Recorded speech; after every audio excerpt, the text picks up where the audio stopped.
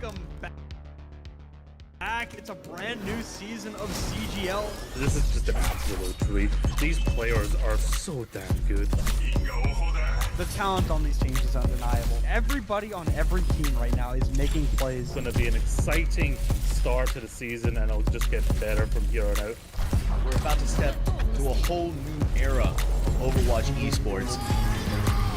So much exciting action is happening here on CGL that you do not want to miss.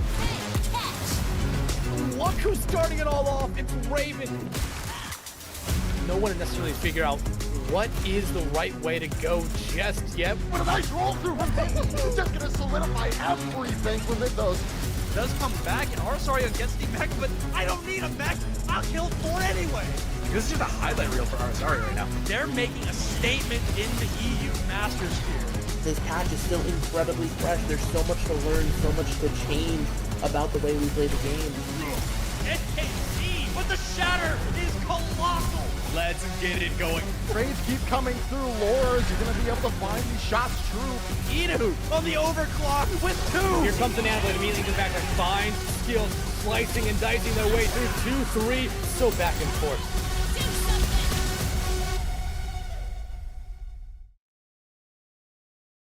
All right, hello everybody. We have finally made it to the finals here. We are in the EU Open tier. It is the mid-season tournament, and we are ready to meet the 2 finalists here. It's going to be a Voidless versus NBS. It will be myself, Rain, and Edgar covering the action today. Yes, hello everyone, welcome into the, I believe this is the mid-season finals. Just got here, feeling good, doesn't matter. We have 2 stacked rosters who are going to be going head-to-head. I genuinely predict that this is going to be a relatively close matchup. There are some quite recognizable names on both of these sides. Of course, we want to get into the matches as soon as possible, because while we're here, we can have a quick look at the route that these teams took to got here. Obviously looking at NBS, they've had some very close matches, only 5 mappers, but at the end of the day, you're not going to mind too much if you're winning them out, and that they have been able to do quite solidly. Flip side for a Voidless, they've had a slightly easier time getting here. Obviously, you can question about the strength of schedule. Have they had easier matchups? Have they had harder matchups, etc., etc.? It doesn't matter for now, because this is going to be the arena where they do battle and where we determine who gets to have our crown in mid-season. Yeah, NBS have been fighting and clawing their way through every match so far. I think that they're really hoping to not have to do that here in the grand finals. Of course, us watching would love to be able to get that map number 5 here. And a Voidless coming in through those 3 O's, in the second one against Skyblock, a little bit of shaking things up. Skyblock was undefeated coming into this mid-season tournament, but as we get ready to kick this match off, we'll take a look over at the matches. So we are, of course, going to be starting with Nepal. So this is the set starting map for the finals here. So both of these teams have been preparing and getting ready to take it out on Nepal, as this is going to be first to 3. So an opportunity to maybe let 1 or 2 maps go, but after that, you really do have to lock in. Yeah, we're not on our crazy best of 7 grinds, not quite yet. At the very least, we have we have some room, we have some time to work with. So for the teams, it's going to be, get that on button, get it ready from the very outset, right? 2 fantastic rosters. Also interested to see how their bans go. I feel like since we've kind of had the soft reboot of Overwatch, so to speak, Overwatch is we regress back in time. We're back in Overwatch 1 era. Fantastic. In terms of the bans, you can sort of select whatever you want. The meta, I wouldn't say it's diversified massively, but there is a bit of room for variation. It's essentially teams now have their unique styles, and they're generally very unwilling to deviate from that. There isn't necessarily one style which is the best of the best. Obviously, Zarya Vendetta is going to be a standard. Domina's made her way in recently. Ball has been seeing quite a lot of decent play if you have a level of Ball that caliber. D.Va's lobby admin is D.Va. What exactly do you expect? Juno going to be the first ban. Interesting ban here. I feel like we see Lucio get banned a lot on these control maps to start out here. The Juno ban to me feels like it might actually be a protect ban for a different support here. And then, well, you mentioned it, Ektar, the Vendetta has been getting a whole lot of playtime here. So NBS are looking to shut down that Vendetta comp right away here. And if that's not something that you feel comfortable mirroring, that or the Vendetta Zarya composition, I think that going for the ban is definitely a good idea. The Vendetta's a strange character. I would compare Vendetta to Kiri in the sense of, unless something goes crazy with the numbers, will always be meta, right? You know, Vendetta came out just a few months ago off the back end of Stockholm, so it's been about 3-4 months that she's been out. She has received nerf after nerf after nerf, and she's still in a pretty good spot, always has that lethality, combos up so well with a Zarya. If you really don't like the Zarya Vendetta comp, the interesting thing is that you can just kind of pick and choose as to which one you get rid of. You know, you ban the Vendetta one map, you ban the Zarya another, and bam, that's 2 maps that you just don't have to really worry about the comp. We have a look at the avoid list roster first of all. Archer, White Tea, Senkas, Tapioca, and Rasmisus. A quite strong roster. Ball Dive would be their favored composition. Nothing particularly stopping them with this set of bans from playing that.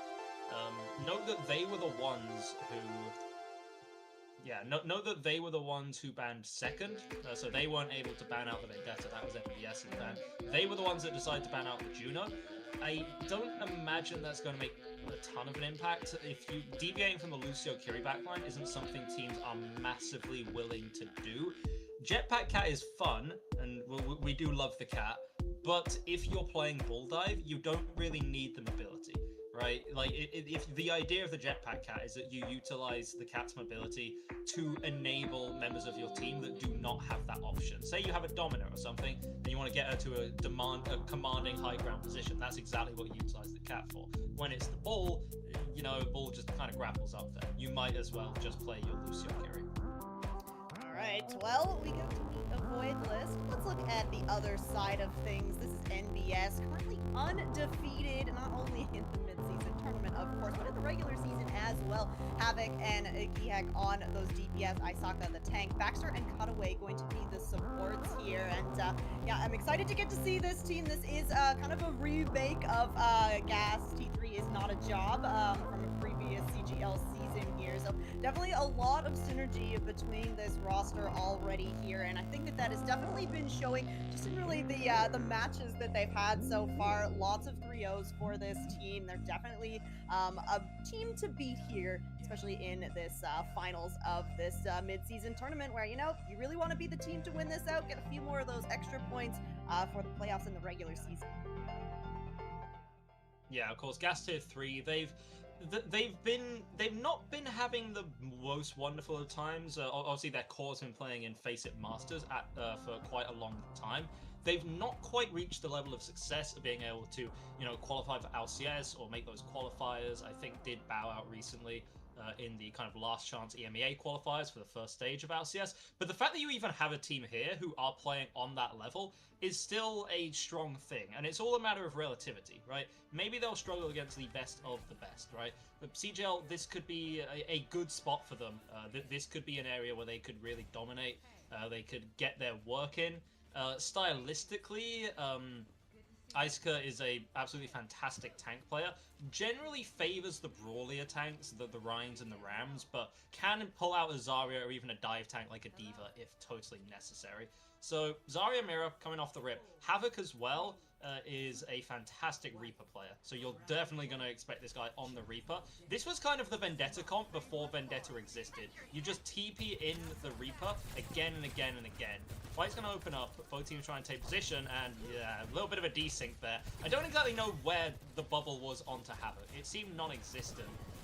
Both teams are playing essentially quite similar comps. The idea, at least, is, you know, bubble in your flex DPS lane, get tremendous value. One's going to be a Reaper, one's going to be a Venture. It's a matter of individual skills, see if Havoc can make that Reaper pick work. Alright, well, so far, NBS on the back foot a little bit here, as the Void List are going to be able to flip this point over first, but NBS is still lurking in this fight here. Had that Wraith form forced out from Havoc, so now it's going to be pressure on the point here. A Void List really looking to find some of these splits as NBS make their rotation onto the point. Yeah, Havoc just forced out. Speaking of being forced out, that's exactly how you want to play against Azaria. It's the aggression. She is so squishy and also relies so much on giving her teammates her bubbles. Heck, what are you doing here, young man? This is a very, very cheeky maneuver, but is going to be able to live for a bit longer. But yeah, you fundamentally, you just bubble in your DPS. If you focus the Zarya, force her to use her own bubbles, she can become a very vulnerable target. Yep, that's exactly it, right? You want to burn down the bubbles, burn down the tank, and whatever team kind of finds that initial pick onto the tank, usually going to be able to win out the fight. Now, he's going to have this duplicate coming online very, very quickly, and despite being kind of in control of this point, Voidless have really just been cleaning up the fight so quickly that they haven't built up a whole lot of these ultimates. They're going to be relying on Tapioca with this Kitsune Rush coming online heavily in this next fight. NBS gonna put their position on the point. They're not gonna have a Kiri telt themselves out. Honor on the field means they have a decent amount of healing output, but Void is gonna have a hell of a lot more with the Kitsune Rush. First ult popped from these sides. Gehek did go for the duplicate. Duped the Sojourn, wasn't able to get white T level value onto it. 70% of the objective, Voidless are still seeming very confident, very comfortable with themselves. Initially, I was thinking, you don't see the anti-air Zarya a whole lot, but then I see it's actually Archer the Venture that got the kill feed there on the Echo, and you definitely don't see the anti-air Venture a whole lot, and now Voidless in a very good spot. You can see Pusenkas has this Graviton Surge waiting for NBS to walk in, and especially where you have this Ana, you don't have the speed, everyone's gonna get caught. And we interrupt Havoc as well. They tried to nano in Havoc with the TP. The grab caught him. No kills off the back end of it. It's a lot of damage done, however, and Voidless are going to have both their DPS ultimates and a sound barrier for the use on the point. Tectonic shot out from Archer. Sound barrier to reinforce. Again, it's just the focus fire onto Isuka.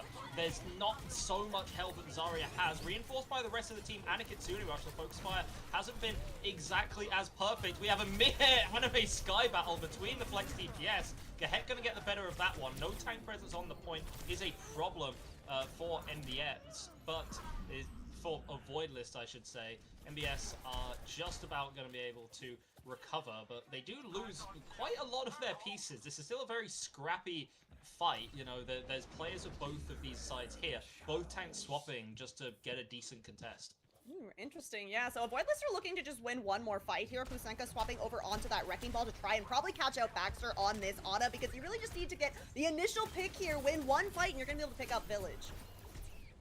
Note the double flex backline as well. It's going to make Bull's life a lot easier to go for any of these assassinations. Even if you're not getting the kills, just the ability to zone out the backline works as well. And you can see it right there. You know, Havoc went in without any support from the backline, but Whitey was on a completely different angle, taken down, cut down by the slash of Isuka. So we're still at a very peculiar stalemate. Provided that you have control of the objective, that's going to be fine for NBS. Tapioca has also invested a Kitsune Rush here, has actually forced members of NBS back. Isuka again able to slice through, get onto Hazard. Seems to be a pretty decent adaptation against his composition. We're going to secure another pick onto Archer. 3v5 means that, you know, Pusenka's little hamster body isn't going to do a whole lot on the objective. So now both these teams kind of going back to the drawing board with their comps. No Zaryas. It's a Ball versus a Hazard. Yeah, and NBS are doing a good job kind of cycling through these ultimates, so they're getting close to kind of a couple more fights here, and they'll be able to swing things back in their favor. Having this Nano and the Blossom, potentially we see the Nano go back over onto Havoc again, and now Pusenka's trying to build up these mines here. That is going to cover a lot of this point, and where Voidless really do just need to win one fight out. Could be good to open things up. Nano onto Havoc.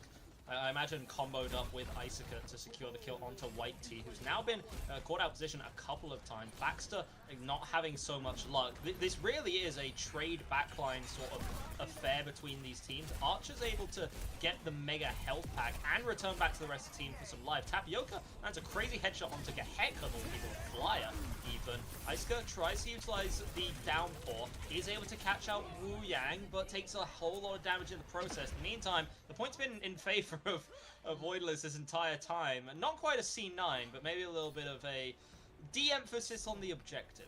That's a nice new term that I like to use, because C9 feels overused. I think we're going to start using that one for sure. The mines come online. Pusenkas puts them exactly on the point. Village has a pretty small control point compared to some of these other control points on Nepal, so you're able to pretty much just cover, blanket the entire point there. Havoc has to use the Wraith Form just to get in and try and get the contest, but not able to clear out those mines. And I do like that NBS made the swap over onto the Lucio Kiriko. I feel like using the mobility of the backline would really, really help in this kind of composition, against this composition that Avoid List has been playing, but they're going to go ahead and swap back on over to this Ana Kiriko here, so it's going to be a little tough, I think, running this Ana Kiri into the Lucio Kiriko, where it is going to be Pusankas moving over onto the Zarya with this Venture again. So similar to kind of that Zarya Reaper, it's going to play very similar, right? Archer's going to get the resources to push in, try and find the initial pick here. So this backline of NBS is still going to be quite vulnerable. The Ana's strange. It synergizes very well with the rest of MBS, but it has a horrible matchup into a Void List. Archer going to get right in the meat of the action, but Rasmus is also doing the same. It can often feel like you're invincible on Lucio to minimal effect. Taken out early means MBS are going to get the first capture on the objective. It's fine work for them, and White Tea also going to be caught out and should be taken down soon. Bit of a stagger kill, actually. So Void List kind of losing 2 fights for the price of 1. Even 3 with the Senkas going down late as well. Just one big staggered fight all the way to 20% on the point. And yeah, throw one more stagger in there. NBS have been doing a really fantastic job shutting down White Tea on this Sojourn. He's always trying to kind of find an angle here, and Isaka just has his number. So the Sojourn is just having a really hard time finding the value because you get pressured out before you're able to build up to that railgun. And now NBS in control and in control positioning as well as Havoc hiding around a corner. Not quite going to get the jump on Pusenka though. Yeah, both of the Flex DPS kind of on this same angle. Flushed out by Pusenkas, but Pusenkas by himself flushed out as well. So it's again a stalemate on the point. Lots of open space on this objective, so in theory White Tea should be getting a lot of value. Pusenkas is charged up and is going to utilize all that energy to go forward. A lot of aggression, but they play quite calmly. They just play for the objective. Now it's a nano boost coming out onto Isaka. Has a downfall, going to utilize it, catches out Tapioca and White Tea with that one as well. There's just this flying Scottish freak going over Pusenkas' head, and as a tank, you just feel completely helpless against a hazard of that caliber. You know, they're zipping all around the map, destroying your backline. There's nothing you can do about it. No, now especially the Zarya doesn't have the peel potential that some of those other tanks would have, like the Diva. So it's a lot of pressure on a Void List to find these kind of frontline battles, and White Tea's gonna move over onto the Cassidy to try and help support Pusenkas and Archer a little bit more in this front line. Now, both DPS ults are ready to go for NBS, but it's gonna be an opening from a Void List. Havoc lets the Death Blossom grip, catches 2 with it as well. 4v3 scenario in favor of NBS. They did lose Cutaway, but Rasmusus dies. 85% on the objective, but still continuing to get these stagger kills. It's been nothing but domination from NBS on this objective. Able to utilize... I was talking about Baxter's Ana. Yes, you're a vulnerable target, but there's so much space on this map that you can work with. Now there's no Sojourn either, so there's no pressure onto you. Oh, Senka's with a desperation, get away from me, I'll grab. It's able to kill Havoc, but, you know, when your tank is the one who is running away from the objective, kicking and screaming, you have a problem. It had to be a sound barrier from Rasmusus to help the rest of the team live, but you just bounce back with the nano onto Isaka. Sometimes the best defense is a good offense. NBS proving that right now. In the protracted fight, however, Isaka is taken down. The Folks fight is quite effective. Havoc gets the better of White Tea in the 1v1 though. Gehek is still here, and Havoc is doing freakish things on this Reaper. When you're so aware of the Reaper, it feels like they're useless, but you take your eyes off him for just a split second, and suddenly your entire team has been torn to shreds.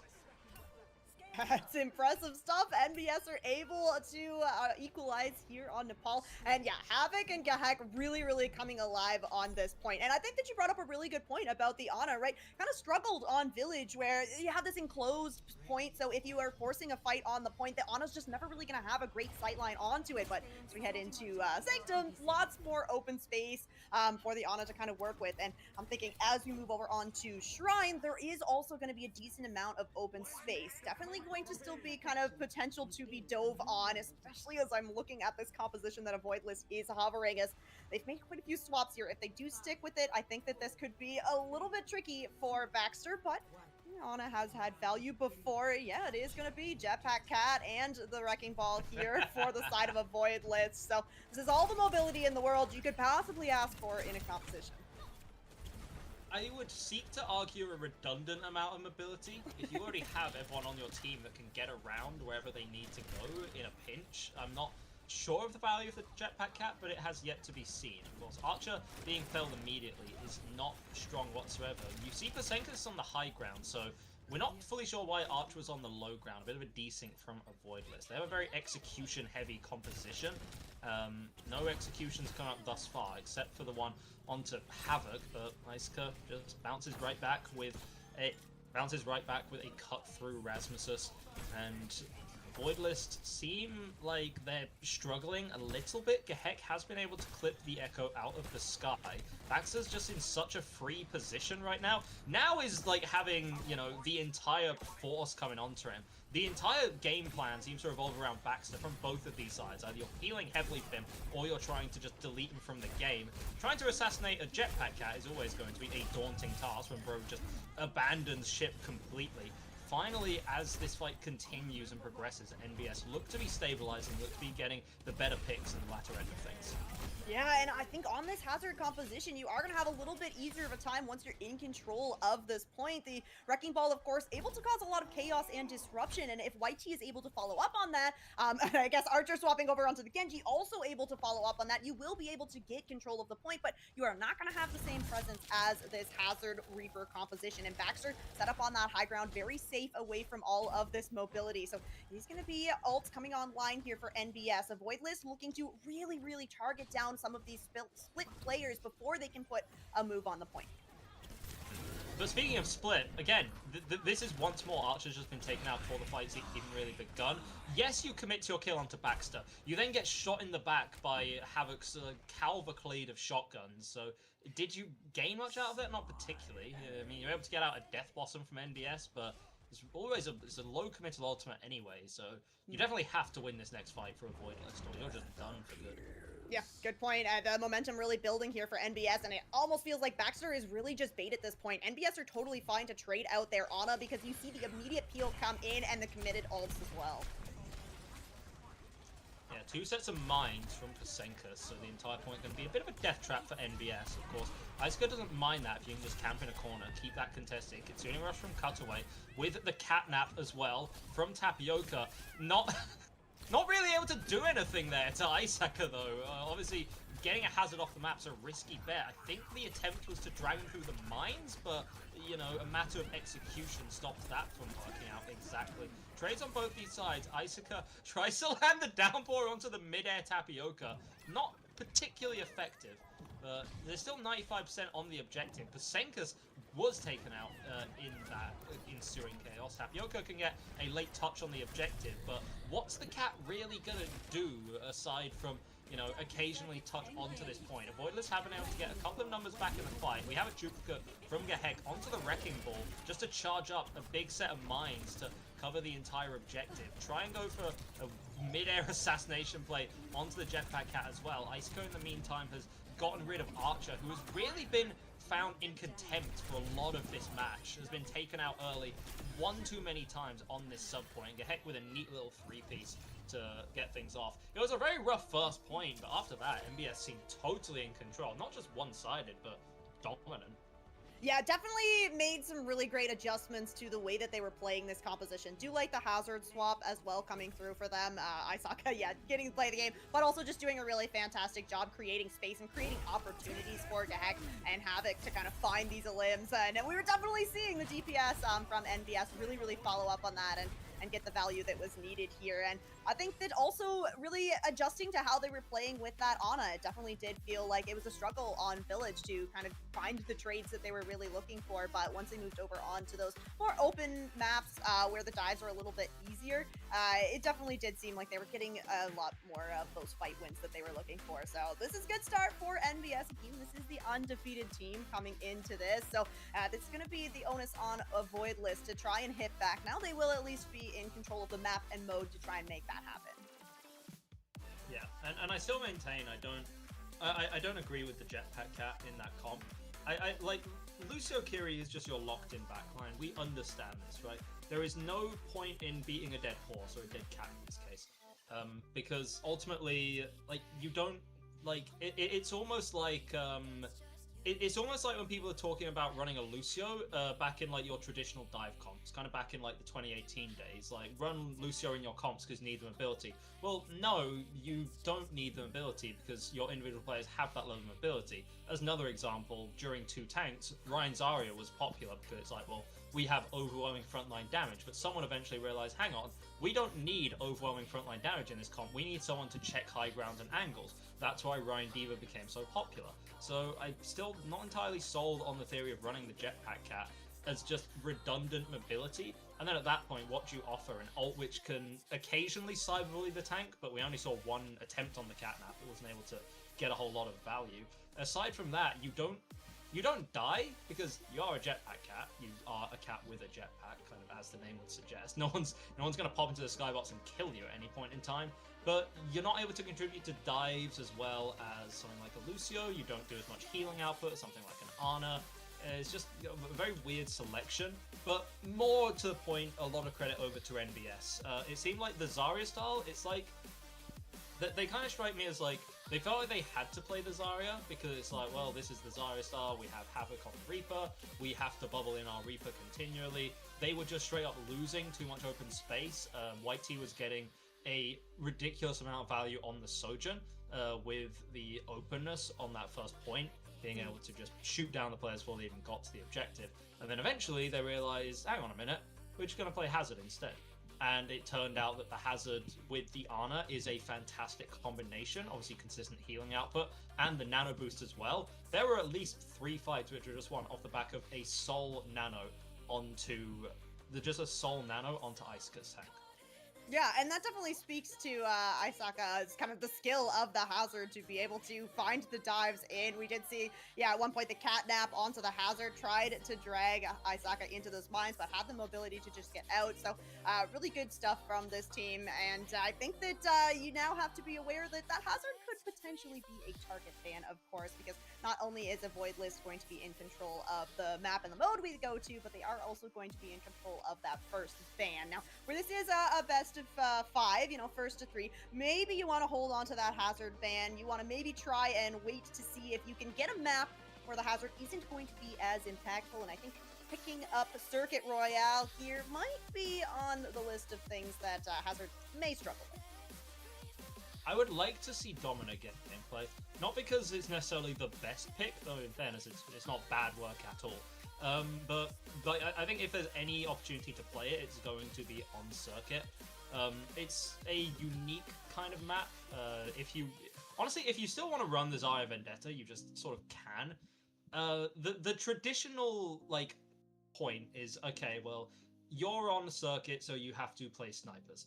I'm going to say that's not immediately true. That being said, if you have a Freya ace or a Widow ace, or even just a Sojourn ace on your side, hell, Emre, why not? We're fully in the realm of the new Overwatch era, right? Even if you want to run an Emre, that's not even a horrible option on this map. Just having a good hit scan will work out for you. Double flex DPS has been decently popular as of late. Double hit scan, not so much, so we'll likely see a reconciliation of that here. 1 flex, 1 hit scan. But it's not as simple as just play poke, just play Sigma, right?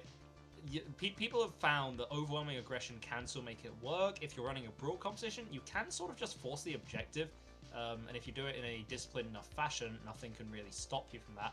Voidless go with their first ban. They ban out the Sojourn, which is odd because that's mostly what White T was playing on the last map. It is also their favorite hero according to the team sheet, so you're already kind of hamstringing yourself from playing a favorite hero. Whether this means that you get rid of that because you want to play an alternative hit scan, something like an Ashe or a Freya or an Emre, has yet to be determined. It's a good point. Both teams running that Sojourn to start, but moving over onto the Echo. Now, the Echo probably not going to make an appearance here on Circuit, and looks like the Sigma not going to make an appearance either. But like you mentioned already, Egdar, Sigma not necessarily the must pick on Circuit that he once was. But that being said, having the Sigma on the field definitely does deter some of that more long-range damage. The Widowmaker, the Hanzo, even the Emre, like you mentioned. So this definitely will open things up a little bit here for NBS as we get ready to head into Circuit. Now, there are going to be no substitutions here, so it is going to be the exact same rosters for both sides. So It's going to be interesting to see if we do get to see some of those new heroes. Emre definitely in a pretty strong place right now. Took a little bit of, I think, finessing for players to kind of get a hang for the way that his cooldown cycle needs to go through and to get value from that ultimate without just more or less being a target in the sky like Pharah of old. But I also think that maybe we could get to see this Reinhardt from Isaka. And look, we don't necessarily get to see the Rein all the time, but more and more teams have been forcing kind of a rush composition here on circuit, usually on the Ramatra, but sometimes on the Reinhardt as well. So we didn't really get to see a whole lot of Lucio come out from Baxter or Cutaway, and that definitely would be kind of a requirement if you did want to run a rush composition here. I would argue that even if you're running a rush on circuit, you're not exactly rushing with it. The concept is, because there are such long angles and sight lines, generally you're just going to be holding space. Instead, Domino mirror from both these sides. This makes sense because Domino's a interesting middle ground. You know, you look at the shield and the gun and the range, you think, oh, poke tank, sure. But you can still get in, you can still get down and dirty with it as Domino, should you so wish. You have the opportunity to take some of those close-range brawls. You have a good amount of survivability. In terms of what makes a Domino player successful, mechanics is a big one, because, you know, how much you're going to default onto just trying to burn the other tank down. You know, if you're able to get shots through onto the backline, sneak them in, that can be fantastic as well. And the Panopticon as well can provide you a lot of value when you get to it. I genuinely think one of the stronger tank ultimates that we have in the game. For now, however, it's going to be no hit scans coming out from either of these teams. So it's a Mei Bastion versus an Echo Reaper. What a strange world we live in. Isaac are going to start off going very aggressive, try and use the shove to clear a little bit of distance, not able to get anyone into a wall there. White T takes this to actually pop the turret form relatively late into the fight. That's the cycle done. It's been able to force a little bit of space, no kills, but not every cooldown cycle from a Voidless needs to necessarily get kills, just enough value. For Senkus though, there's no justification for that one, right? You are so far up, you are so aggro, and you just die. Remember, you don't have any armor on Domino. You have no mobility, you have no get out of jail free cards, so surprisingly, when you stand in front of the enemy team that deals a bunch of damage at close range, you die to it. Who would have thought? It's definitely a dangerous place to be if you're a Domino. Now, Voidless are going to be able to get one more recontest before that cap goes through here, and it does look a bit of a disengage from NBS, with Tapioca falling, though. You have to commit this window just to make sure you can hold this checkpoint. Yeah, and Havoc does a fantastic job there, going into the backline, splitting the attention of a Voidless. You can't exactly take angles on this map per se, there aren't many of them, but if you TP into the back, split the attention of a Voidless, that works fantastically to win both the backline and the frontline war. Alright, NBS regrouping here. Havoc is hiding in a corner, has his Blossom ready to go. The Nano is ready to go for Baxter as well, who is not pushing the card, so I'm expecting maybe a Nano Blossom to come out and try to win this. Always going to be the combination. A Beyblade has been let rip upon the members of a Voidless, and they're all going to be sent back to spawn room from their troubles. It's a clean fight. It's 2 ultimates out from MBS, 0 from a Voidless, but you are able to get through a very difficult portion of the map. Trying to push up this hill when the defenders have such great sightlines on you, especially with a double flex support, quite greedy double hit scan backline, that works spectacularly. Yeah, and look, NBS moves 3 members back onto this cart just to get as much progress as they could, and then Baxter's gonna go ahead, back off the point, and just watch the fight unfold. Yeah, now Cutaways pop the Junior ultimate as well. The Orbital Ray is a fantastic ult. Panopticon has been used from Pasenkas. There is a lot of damage going out onto these NBS members, aided with a Captive Sun from Tapioca 2. So we're just barely going to get a hold on this objective for a Voidless. Pretty expensive from them though. Panopticon, Blizzard, and Captive Sun all utilized compared to NBS, who did throw away the Juno ult, which is a very strong ult, it's just the one. Also, Gehek did, I believe, utilize... This is ridiculous. Gehek utilized the duplicate, already 50% to a new one. 60%! Right? This is so much damage from the Echo, and I think really goes to show that, this Domina, you know, a lot of HP, but it can be melted down very quickly. Now, though, Avoidless are in that position that you mentioned. They have the upper hand here. NBS have to push into this high ground to try and get back to this cart, and Avoidless are going to be happy to let them walk a little bit because they do have this amplification matrix. No, they do not have this amplification matrix. And that's the one tool that you really had. A Voidless comp just wins the frontline war. With the Bastion, with the May, they have superior frontline damage than NBS do. But if your person with one ult gets taken out, that's a problem. White T has now gone over to the Emre. I mean, that's your hit scan option, so obviously you have the benefits of the range. Emre's niche, so to speak, is just raw damage output. Has more of it than even a Sojourn, an Ashe, Widow, anything like that. You don't offer a ton more. You do have a pretty good ultimate, so realistically for Whitey, you are now just like a burn down the enemy situation, but instead you've been the ones burned down and burned out. Isuka's gonna hit the cleanest like fade away headshot onto Tapioca. Felt like a close range mob execution there, while Havoc gets the 3-piece in the background with the Nano Blossom as we've expected. Yeah, NBS is doing a really fantastic job getting value from these ultimates. I have to expect that Havoc is kind of waiting out some of these cooldowns from Voidless. Even if Rasmussen commits that lamp, you're usually able to just burn right through it, as now it's going to be double Domina for NBS as they continue with this aggressive tempo. Heck is already charged up to this Nocturne. We could genuinely see double Panopticon come out from NBS. Gehet going to be taken down, but Senkus felled earlier by Havoc. Theoretically, as I say, you win the frontline war, but not in this kind of exchange. Now you're doing everything that you can to ward off Havoc. You know, pull out the Siphoning Pistol, all the lifesteal that's going to give you when there's a shield in your face. Not just an attack round, but 3-minute attack round from NBS. I do not see a world in which a Voidless is able to match this, let alone exceed it. Yeah, it's very, very tough to finish with that much time in the bank here on circuit. And I think that having Cutaway on this Juno, having that speed ring to accompany Havoc on this Reaper, definitely allowed for NBS to play way more aggressive than I think Avoidless was maybe expecting here.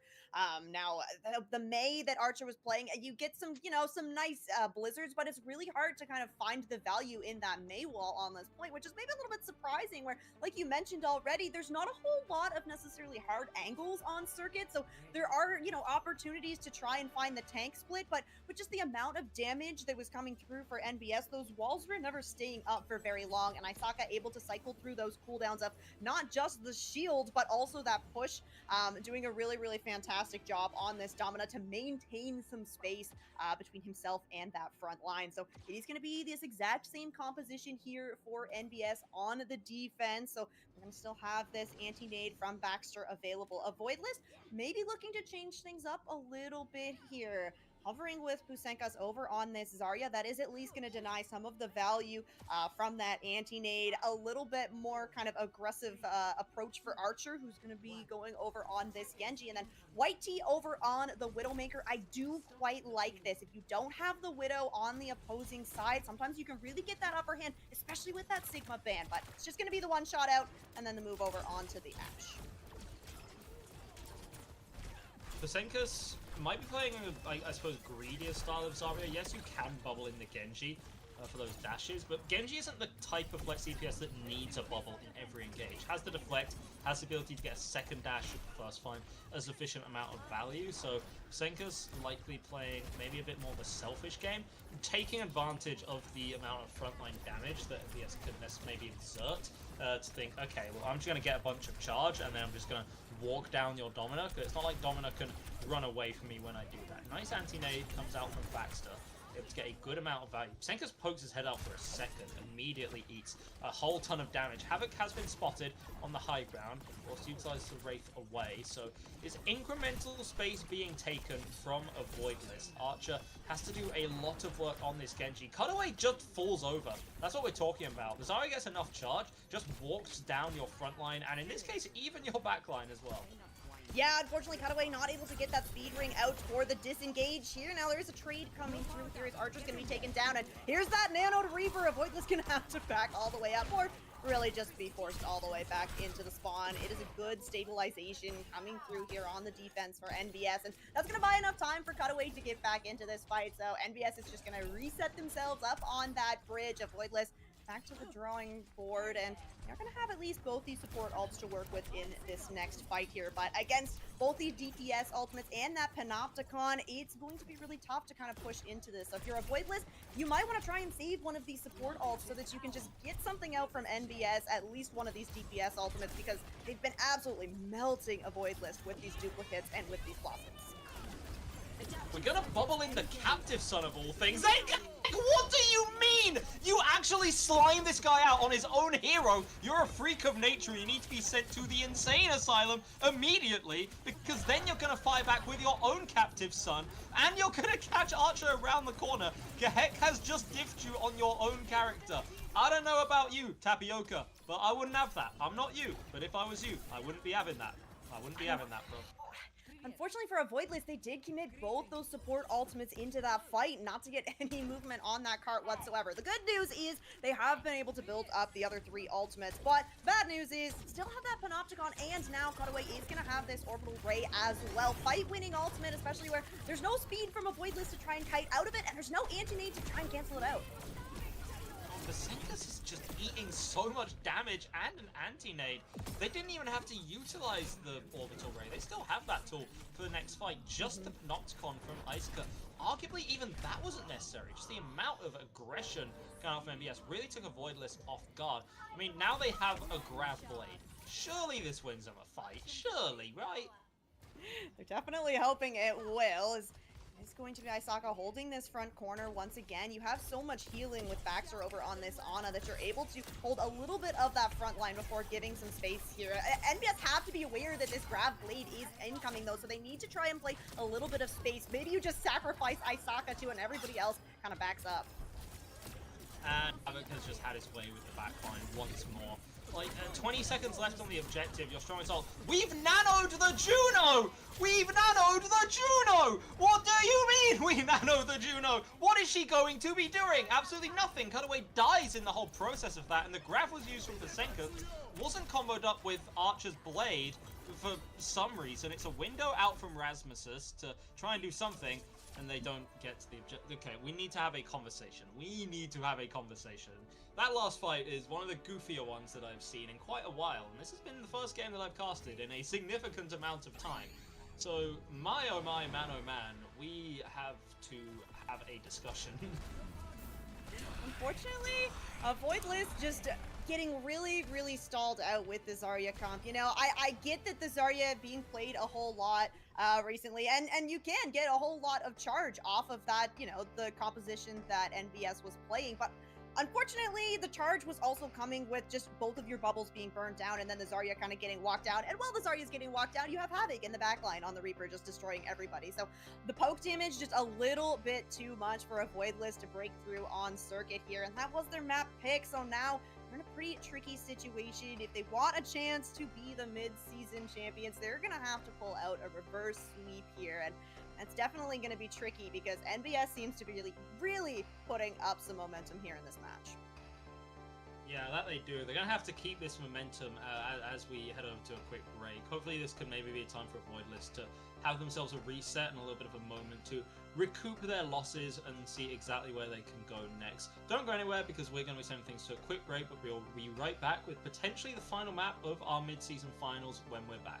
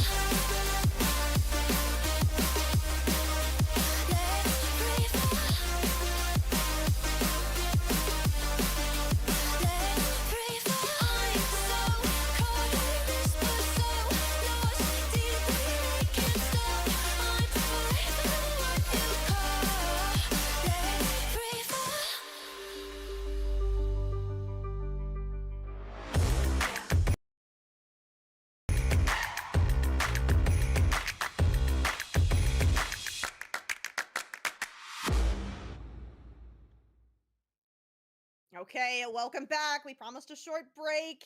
We are looking to potentially finish out this EU Open mid-season finals here. So far, NBS leading 2-0 against a Voidless, showing us why NBS has been undefeated, of course, through the mid-season tournament, but also in the regular season. So now a Voidless back against the wall, and they are looking for some map that is going to be able to start a reverse sweep for them. Yeah, I feel like we've been having this discussion in the background. Just play Vendetta, bro. Like, there comes a point in time where you are forced to do the thing that nobody wants to do, where it feels a little, like, dirty and feels a little weird, but when you're in this desperate situation, you're in the mid-season finals. Nepal was technically close. I generally like to say that, you know, the score of a match doesn't necessarily reflect the closeness of the individual maps. Here, I would say that the 2-1 is generous. It was very one-sided for NBS, with the exception of that first point coming down to the wire. Literally, since the first point on Nepal, NBS have been running away with this game. It really seems like Voidless just haven't quite had the answers to NBS's various styles. So Atlas is the place they're going to go. Flashpoint in general is just where the Zarya and the Vendetta works. But, you know, the Vendetta ban's already been used by NBS, so you have to be a little bit careful here. Voidless might go for a protect ban on a tank so they can have the Zarya, and then NBS, so that they can't exactly get rid of the Vendetta. They've already done that. They won't be able to get rid of a tank because that's already been done. A Voidless, of course, if they want to, they have the potential to ban out Vendetta if they would like to. I mean, we are kind of on this narrative train. There are a million other styles that a Voidless could come out with. Maybe they have a secret Doomfist specialism on their side, right? More to the point, they have favored themselves as a ball dive team. Maybe getting rid of something like a Cass or a Brig, or maybe the Ana from Baxter that's been causing so many issues. Maybe that could be a key to success to enable the Wrecking Ball. Yeah, and I think this is interesting that we're going over to Atlas, where, like you mentioned, a Voidless more favoring this kind of ball dive if possible. I would say out of all of the Flashpoint maps, Atlas is probably maybe one of the harder ones to run. Oh, sorry, Havoc. Oh, yeah, Havoc. Yeah, that is a definite target ban here. And I think that it's pretty smart here for a Voidless, because even if you don't run the Vendetta yourself, taking away that Reaper and the Zarya composition from NBS is definitely going to lighten the load a little bit. We've seen so many death losses be used to great effect by Havoc so far. So this does mean, of course, NBS is not going to be able to ban out a DPS, so it is going to be the tank and the support on the table here, and the Lucio ban, very interesting. We were mentioning that Lucio Kiriko backline, pretty standard for most maps and most compositions in Overwatch right now, so this is going to shake things up a little bit on Atlas.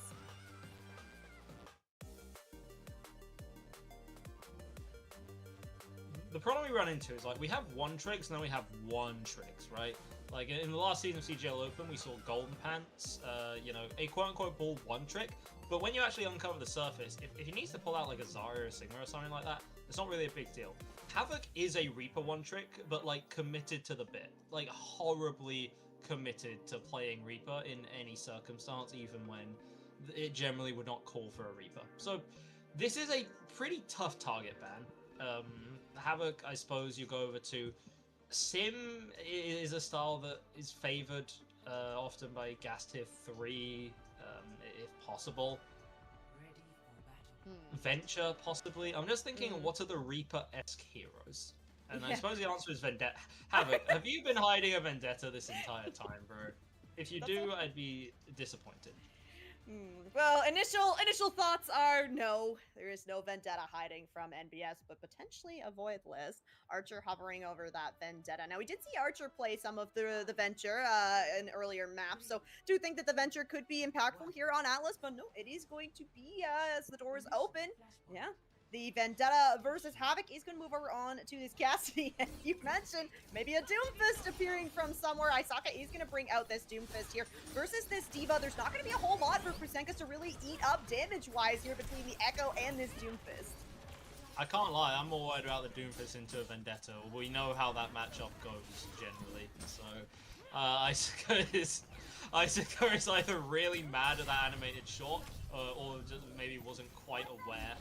The point is, it should be relatively fine, especially if Gahek is able to aggress. You know, we kind of bait Archer into a very unproductive side fight with Akiri, who just leaves, and the timing's also good. The moment that Psenkas tries to leave is when Havoc pops the flash, Isuka's back down with the punch, and it's a tank stranded out on point. Gahek has been a bit of an unsung hero for NBS thus far, has been doing fantastically on the Echo. Yeah, we've been praising kind of the damage that is being put out by this Echo. Of course, that is accompanied by a whole lot of limbs as well. And now he's going to be Archer swapping over onto the Tracer here. So not looking to take out that lore-accurate matchup here. White T on the Sojourn is going to have to be really, really careful. This Doomfist, of course, going to be able to kind of find this Sojourn pretty quickly. And Gahek's going to lend some help as well. Already a two-piece, both DPS found out without the damage. Avoiders simply have to return back to their spawn room. There's still a lot of aggression and just confidence from NBS, right? They don't seem phased, they're playing their game pretty loose, pretty easily. They're kind of in the flow state. Baxter maybe a little too in the flow state, though. Yeah, it's going to be sent back to the spawn here. So if Avoidless can rally the troops, they will be able to get another contest here. Rasmus on the Wuyang, going to fall very, very low, is managing to stay alive, and they have to do their opening really quickly here because Baxter, of course, going to be able to get back into this fight pretty quickly on that Kiriko. Yeah, and NBS have a whole host of ultimates as well they can utilize here. Gahek once more assassinating Rasmesis. There's not much that can relieve pressure on this Wuyang. It's a very diveable target, and even with a late pick from White T, it just doesn't matter. The point's already been taken by NBS. They're now 1-0 up, just 2 more. They'll be the mid-season champions, and it would be, you know, easy as pie for them. You seem to be having the request for a pause come through, maybe from the side of a void list here, as NBS are going to rotate themselves on to the next point here. Pause is going to come through here, but yeah, so far it definitely just seems like NBS is moving way faster than a void list right now, and when you have the Doomfist composition to really go in, get that initial damage, and then Gahek hitting all of the shots to just kind of follow up on that damage, it's very, very hard for a void list to be able to kind of withstand that and try and play second in these fights. All right, it's a very, very brief pause. We're back into the action here. NBS are going to get themselves set up on Garden first here, and we're going to have some ults to work with, but this Diva Bomb could be good for clearing this space. And as I say that, it actually is going to be a void list finding their way onto the point as well. Plenty of resources that Void List can utilize to work, can utilize here, and it's going to be mirrored Kitsune rushes on the objective. They're not going to do a whole lot. It seems like NBS tried to back up from that one. Baxter caught out, just deleted. We know exactly what well, we saw it with the Juno speed a few months ago, exactly what a Diva can do when given that level of close range damage. Isuka taken out, and there's no tank presence for NBS, means that the objective will firmly be in control of a Void List. All right, this is good for a void list. Trying to get some percentage early on here. Did have to commit that Kitsune rush, but otherwise 4 ultimates going to be on the board here. You did lose Archer early, but Archer will be able to get back into the fight fairly quickly here. Busenka's going to be able to set up kind of on the point, take a lot of damage, but ooh, the point actually gets flipped over here as a void list waiting for the Tracer to come back in before they go for the engage. Yeah, and Persenka's gone in to be some level of disruption, but feels like just getting beamed down and kind of forced to be a bit ineffectual. You're just an annoying fly flowing through the members of NBS. Being able to take the control of the objective without anything, whereas Mises able to deal with Havoc by use of the Tidal Blast. Not sure if that was a self-use or one onto a different member. Doesn't matter regardless. Gahek's gonna juke up the Diva, charge up to a quick bomb. Maybe not going to be necessary if you get these levels of picks, though I say that exactly as a Voidless come back with some of their own. Gahek puts the bomb in. You go for a remake attempt onto Rasmesis, but you're not able to get it in time, and you end up just getting assassinated in the process. Scrappy fight, arguably a sloppy one. A Voidless in the meantime has been able to flip the objective back. And NBS, they have some picks, but not enough to really mount a full attack or stake their claim on the objective. Now, especially with some of these cooldowns being forced out by Pusenkas here, so NBS are going to have to get a regroup. They have this Orbital Ray to work with and the Deadeye as well. That Deadeye, of course, Pusenka will be able to eat up that damage. Pulse Bomb connects, and yeah, Havoc has We rolled too early! Come on! Yeah, you can live that with the roll, doesn't matter. White T just sort of whine all over Gahek there. So, fun pick. Voidless have seemed very much more in control of this objective. NBS been playing a bit scrappier, a little bit looser, and to be honest, I favor the D.Va in those exchanges. Yes, the Doom has some individual carry potential, but even though Pasenka's for a while of that wasn't doing a ton, you still have the threat of the D.Va and the ability to get those assassinations, again, onto relatively greedy NBS backline, though Voidlist are having their own greedy backline too. So both of these backlines are going to be very susceptible to being exploded by the tank at a moment's notice. And alright, next flashpoint, it is going to be Resort. Voidless trying to force out Isaka, does not want to allow this Doomfist to live on the edge. There's the Deadeye, but yeah, like you mentioned, this D.Va, what are we so doing, much pressure. Oh my. Okay, the Orbital Ray is in. It's in a 4v5 situation. Cutaway is barely living through the Tracer pressure on account of the healing from the Orbital Ray. But Tapioca bounces back with the Kitsune Rush. That's such an overwhelming amount of damage to be exerted onto the front line. Voidless going to be bouncing back quite effortlessly. I mean, the Orbital Ray is one of the few ults better than the Kitsu, but you use the Kitsu later, you just get way more value out of it. Yep, absolutely agree with you. And I was mentioning how the D.Va can, you know, eat up a lot of damage, but it also eats up a lot of healing as NBS are going to actually swap up this back line and Cutaway over onto the ER here, and Isaka going to be matching this D.Va here. Now, Cutaway is going to have kind of less mobility, going to have to position with Havoc to try and have some kill potential here. Voidless, though, in control of the point and very much in the ult favor as well. I'd say that it's a risky prospect to run an Alari against this, but if you remove Archer's head clean, then that works just fine for you. Isuka takes out Tapioca by booping him off the map somehow. Yeah, something which and I know that D.Va goes can for the do. reset. Yeah, and Pasenka's going for reset. Something I know that D.Va can do, booping someone off the map, but it's never intentional. We'll put it that way. No, definitely not. Voidless did manage to not commit too many ults into that, so he's going to both these DPS ults ready to go, and this Tidal Blast. The duplication from Gihek going to have to do a lot of heavy lifting here for NBS. Archer did utilize the Tidal Blast. Didn't get anything with that, but did stick a Pulse Bomb onto Havoc instead. So we're now 2 for 2 with landing sticks and kills onto Havoc, which is a very effective way to open up a fight with a 4v5. Plus utilizing the beam onto Pasenka, there's nothing that you can do to deny that amount of damage. But White Team needs to be denied from getting too much value with the overclock. Iceco is eventually able to root out that problem, but Voidless have control of the objective. They have key picks, taking a heck both out of the duplicate and out of the regular Echo form. Are we able to heal and protect Havoc? No, not quite. 95% on the objective. Isuka can get here, but do you even utilize this D.Va bomb? I mean, you certainly can, but you have no numbers on your side. Well, arguably, you now have a kill onto Archer. No one's going to be dying to the bomb. And you get taken out in the process of trying to remech as well. So now Voidless going to go up 2-1 in what looked initially to be another, you know, clean sweep on Atlas. Alright, yeah, it's going to be on NBS to try and find this next point. It is going to be Bizarre, so it's a close distance here as Voidless make a beeline for it. Holding onto this Kitsune Rush and the D.Va Bomb here. Havoc has gone ahead and built up to that Deadeye.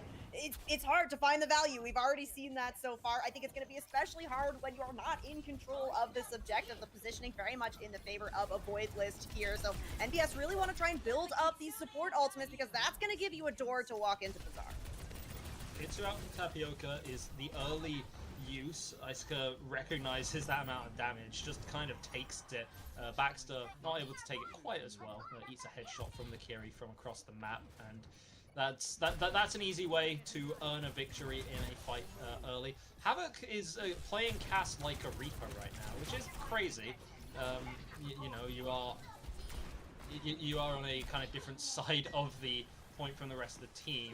Whitey has been felled, however, so MDS now have a numbers advantage here. We're going to try and counteract it with a Tidal Blast, and it is an effective use of the ult, plus Pasenka's with the precision fusion cannons to deal a little bit of extra damage.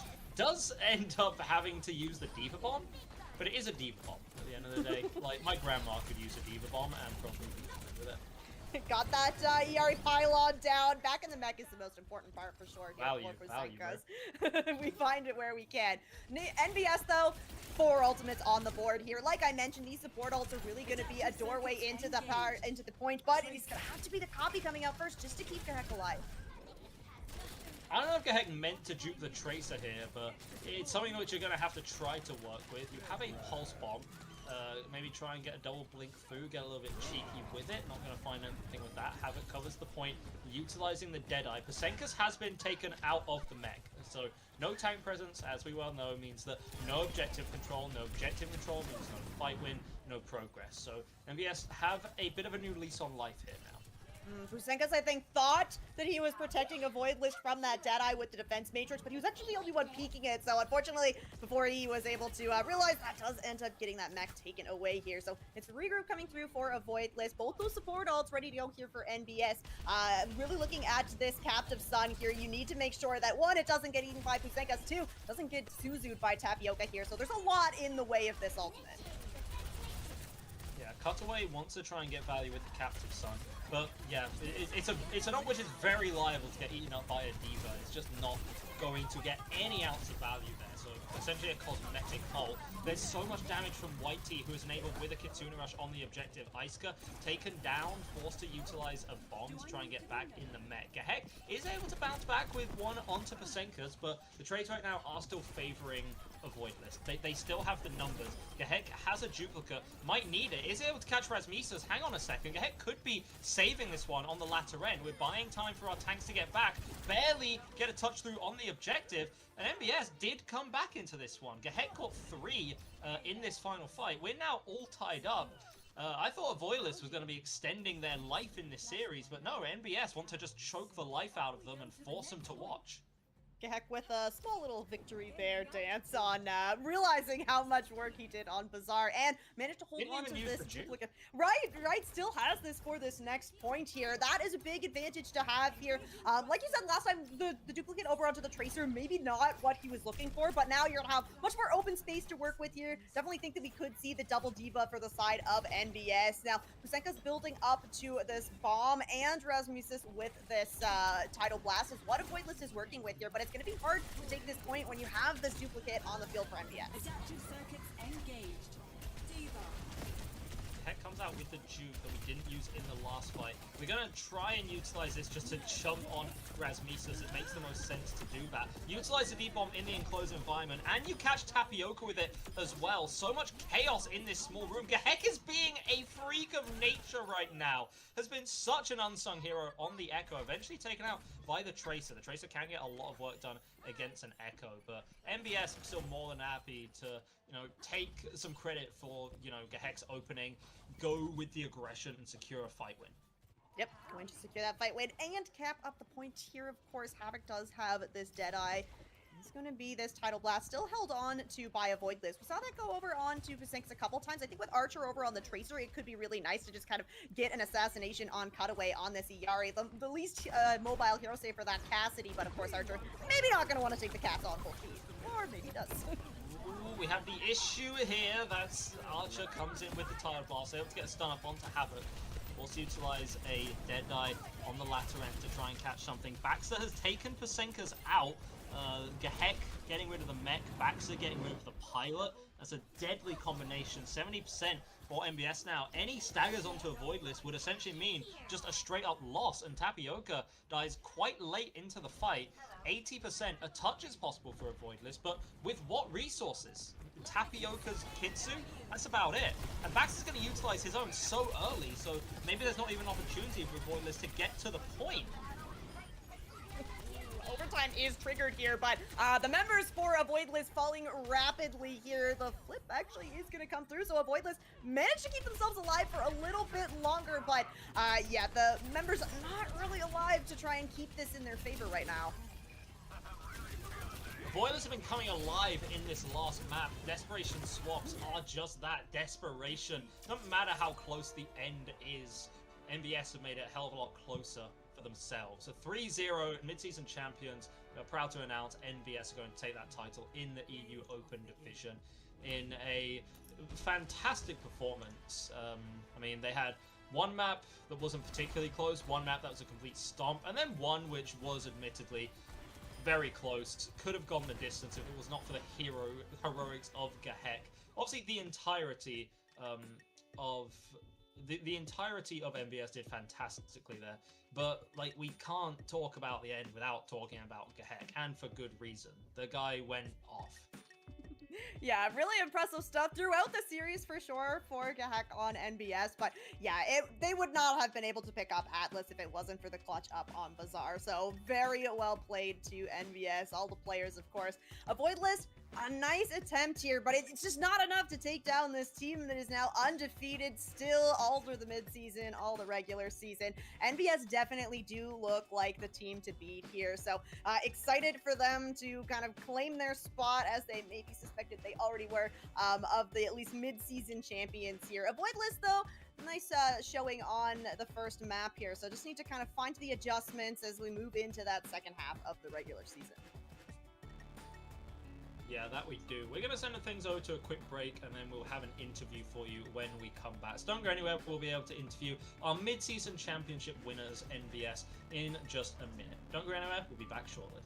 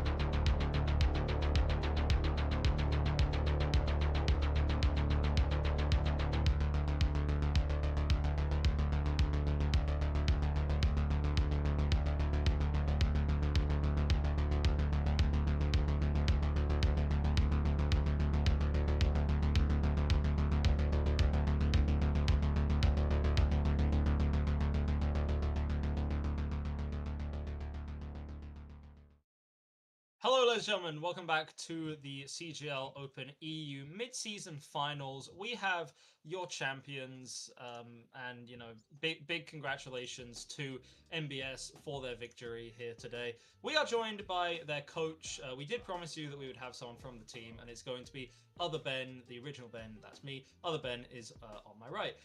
First question that I had for you, Other Ben, is obviously it's a big win. It's a relatively big occasion. And also relatively one-sided. So I guess my question to you is, the last map obviously had us all sweating a little bit, but this was a relatively dominant series. Did you expect coming into this that it would be quite so one-sided? Yeah. We Cool. thought we were 100% going to win this. No problem. We always thought we were going to 3-0 them.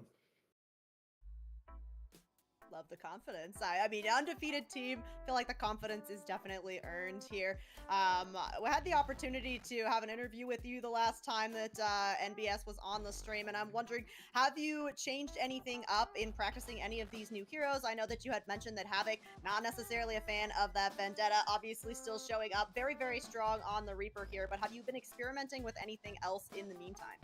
The main thing we've been practicing is the Doomfist comp that we played in the last map, and we're looking to take that comp a bit further forward. If it was just the backline struggling to play with it today, but we're looking to get James on the Doomfist a little bit more. Ooh, I like to see it. Yeah, always fun to see a little bit more of a tank that maybe doesn't make an appearance on these broadcasts as much as we would necessarily like. Just to quickly interject, is there a reason that you're so obviously when teams are standardly playing either the Diva or the Zarya Vendetta, is there a reason that you're committing so hard to the Doomfist specifically? Is it something that like Nevix is just really comfortable with, or it's just something he's been practicing a lot, and it's just a direction we want to go in with James and the Doomfist, as we think that's the future for our team. Okay. Okay, nice. It's nice that, yeah, you already have the team synergy there from, of course, T3 Gas. So to be able to just kind of swap some compositions up, you don't have to really build from the scratch again. Really nice stuff. Now, as you move forward into the second half of the regular season, of course, undefeated as you are, is there a team that you are specifically looking to kind of be as your rival? Is there anyone that you're really worried is going to kind of put up the strongest fight? No, we're not worried about any other team. We think we can beat everyone. We just take one game at a time. Every other team's just another name, and we'll do our best to beat them. Yeah. Wow. Well, I mean, in that case, the final question that I had for you then, kind of what I was going to ask, what are your expectations for the future, but you've laid that out quite clearly. I guess then, obviously, this is a team sort of, obviously, NBS is currently playing CGL. The core of this roster, outside of CGL, what are kind of the future plans for the kind of core of this team? You know, players like Isuka, like Havoc, like Baxter. I'm not sure on those, but I know that Connor's joined Goatrix. He's going to try and push on to becoming a master level player, and that's the main thing. I think the rest of the core team's just staying with their original teams at the moment. Okay, well, it's good to see that we have a pretty broad roster. Obviously, able to play a lot of styles today and continually evolving that. Final thing that I wanted to ask you, obviously, is there anyone that you want to give a big shout out to or special thanks to for winning the mid-season title? I think just the confidence that David Smith gave us for the tournament with the special message he gave us really helped and pushed us on. Who is David Smith and what was his special message, bro? He's just the investor of NBS. Okay, I see. Do we get to know the message, or is this like a... It's just a message of good. It was just a message of good luck. I believe you. Okay, but thank you so much for joining us. Obviously, big congratulations. Big congratulations for the win. Obviously, we'll let you go celebrate with the team now. But again, big congratulations and good job on winning that title. Here's all the best to NBS in the future.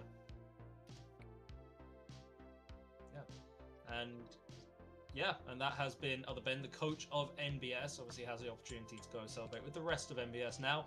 But the problem is when they say, like, oh, well, we'll just beat every other team. After a performance like this, and this is the bit that I'm embarrassed to admit, I sort of believe them. You know what I mean? especially if they're working on some of these other compositions. You know, all of these teams have been setting NBS as the team to beat for sure. So I think that branching out a little bit, bringing in a Doomfist composition here where, like I kind of mentioned, we don't see a whole lot of Doomfist. So these teams maybe not really getting a whole lot of practice against a composition like that Doomfist comp. So really could shake things up here for NBS. So as they continue to evolve and grow, I definitely do think that they are going to be the team to beat for the remainder of this EU Open season. Yeah, they've certainly set themselves as the force to be reckoned with, right? But that's all from us here at CGL for the mid-season. Obviously, we'll have plenty more matches on throughout the week, and we should maybe have some NA matches later on. I believe I've vanished for a bit. Okay, I'm back now. Wonderful. We obviously, there could be some NA matches later. Keep an eye out for that. If not, then there'll be plenty of games out the next week. I've been Egder, joined by Rain. Obviously, thank you so much for joining me for the cast today, and our producers and observers, Echo and Lottie. Big thanks to them as well. And thanks to the players putting on a good show, and you all at home for watching. Thanks so much. Thank you for watching the mid-season finals, and we'll see you with our next CGL matchups very, very soon. Goodbye for now. I'm not crazy, Millennial.